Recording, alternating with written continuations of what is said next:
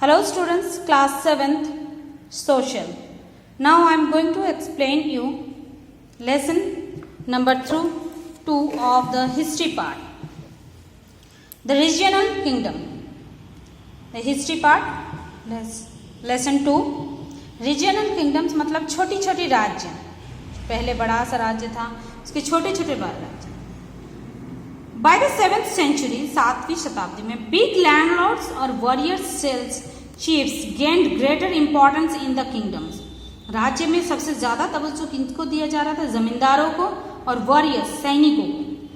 Kings acknowledged them as their subordinates और समांतास. वो जो राजा थे वो किसको, आसपास के जो छोटे छोटे राज्य थे उनके राजाओं को या सैनिकों को वो बहुत ज्यादा तवज्जो दिए थे, बहुत ज्यादा इंपॉर्टेंस दे रहे थे. These samantas collected taxes, control over the regions. They bought gifts and provide military support to their kings. As these samantas gained power and wealth, they declared themselves to be the Mahasamanta, Mahamandleshwara, and sometimes an independent ruler.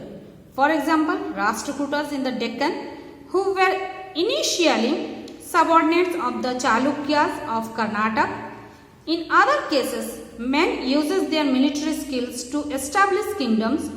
For example, Kadamba, Mayureshwarman and the Gurjar Pratihar Harichandra.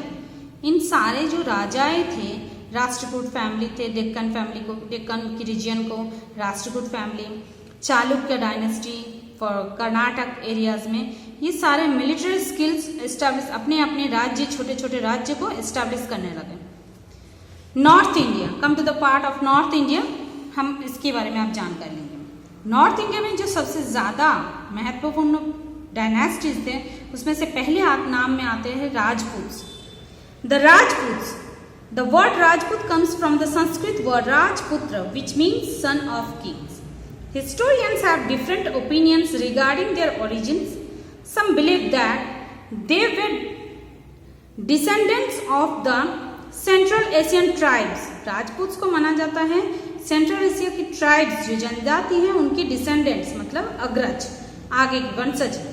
They settled in India after the Han invasion. Han invasion के बाद, Han की जो Chinese Han आक्रमण हुआ था उसके बाद ये सारे जनजाति, इस मध्य एशिया की जनजाति इंडिया में आके बसने लगे थे. At its peak, the Rajput Empire extended from Haryana to Ajmer and Jaipur to Jodhpur. Jaipur से जोधपुर तक फैल गए थे, हरियाणा से लेकर अजमेर तक फैल गए थे.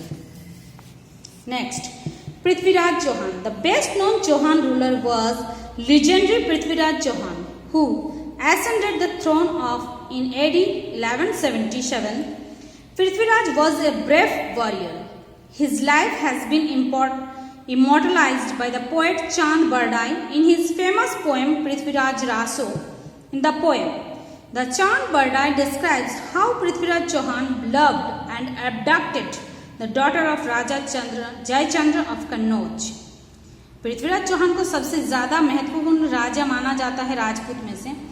1177 में उन्होंने क्या करा था, ब्रेव वॉरियर के तौर पर उभर के आए और उनकी लाइफ के बारे में जो पोएम लिखा गया वो चांद बरडाई ने लिखा, कवि, पूरे उनके जीवन की जीवनी के ऊपर. पृथ्वीराज चौहान ने क्या करा था, कन्नौज की राजा जयचंद्र की बेटी को भगाकर शादी करा था.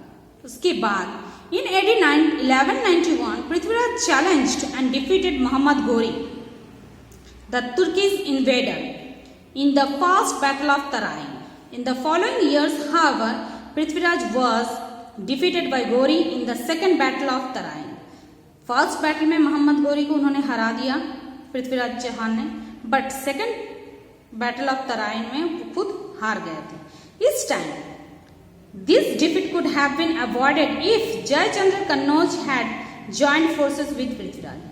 इस हार को हम इग्नोर कर सकते थे या उस टाइम इग्नोर करा जा सकता था अगर राजा जयचंद्र अपने सैनिक बल की तरफ से पृथ्वीराज को हेल्प करते.